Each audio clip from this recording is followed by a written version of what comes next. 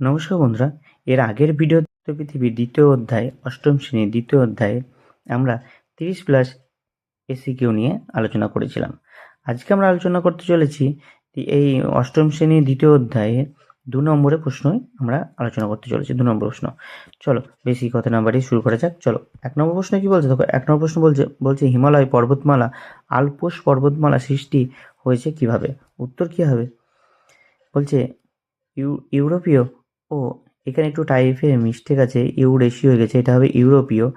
ভারতীয় পাতের সংঘর্ষে হিমালয় পর্বতমালা আর আফ্রিকা ইউরোপীয় পাতের সংঘর্ষে আল্পস পর্বতমালার সৃষ্টি হয়েছে।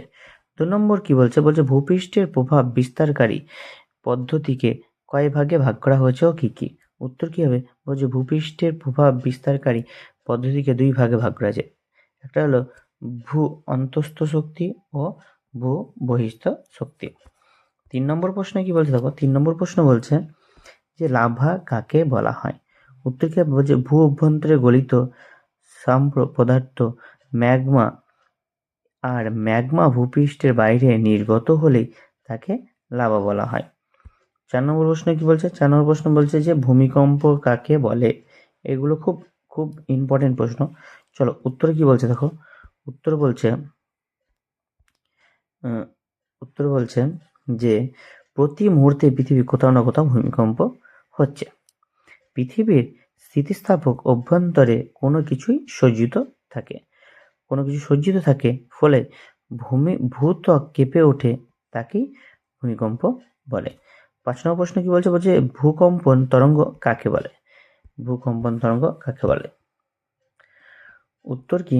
উত্তর হলো যে ভূমিকম্পের ফলে উদ্ভূত শক্তি কেন্দ্র উপকেন্দ্র থেকে পৃথিবীর অন্যান্য স্থানে তরঙ্গের মতো ছড়িয়ে পড়ে। এই তরঙ্গগুলোকে বলা হয় ভূকম্পন তরঙ্গ। 6 নম্বর প্রশ্ন কি বলছে দেখো। 6 নম্বর প্রশ্ন বলছে যে ভূমিকম্পের ক্ষয়ক্ষতি ও তীব্রতা মাত্রা কিসে মাপ করা হয়? এই স্কেলের মান কত? উত্তর কি বলছে? বলছে ভূমিকম্পের ক্ষয়ক্ষতি তীব্রতা পরিমাপ করা হয় রিক্টার স্কেলের মাধ্যমে। এই স্কেলের মান হলো 0 থেকে 101 ডিগ্রি।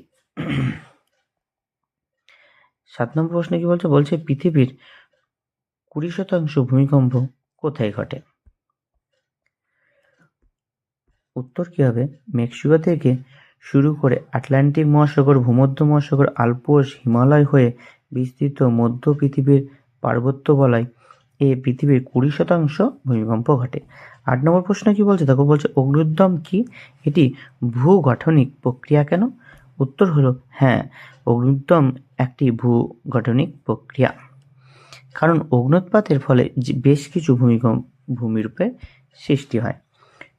10 নম্বর প্রশ্ন কি বলছে? বলছে নিরপেক্ষ পাত সীমানা কাকে বলে? উত্তর কি হবে? কিছু ক্ষেত্রে দুটি পাত পরস্পর সংঘর্ষ করে পাশাপাশি অবস্থান হয়, ফলে ভূমিকম্প প্রভৃতি সৃষ্টি হয়। এই সীমান্তে পাতের ধ্বংস বা সৃষ্টি কিছুই হয় না, একে নিরপেক্ষ পাত সীমানা বলে। চলো 11 নম্বর প্রশ্ন কি বলছে। 11 নম্বর প্রশ্ন বলছে যে পৃথিবীর প্রধান প্রধান ভঙ্গের পর্বতমালাগুলির নাম লেখো।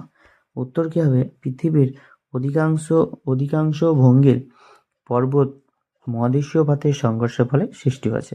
এগুলি হলো অ্যাপালেশিয়ান, ইউরাল, আন্দিজ, আরাবল্লী প্রভৃতি। 12 নম্বর প্রশ্ন কি বলছে? বলছে প্যানজিয়া কি? উত্তর কি বলছে দেখো।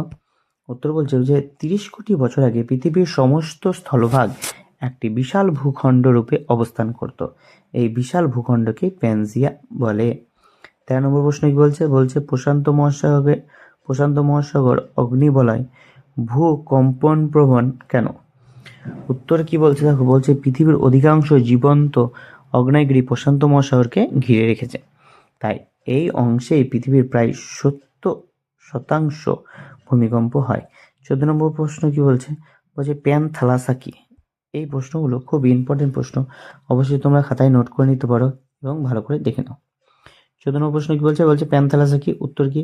30 কোটি বছর আগে পৃথিবীর সমস্ত স্থলভাগ একটি বিশাল ভূখণ্ড রূপে অবস্থান করত, আর এর চারিদিকে ছিল বিশাল মহাসাগর।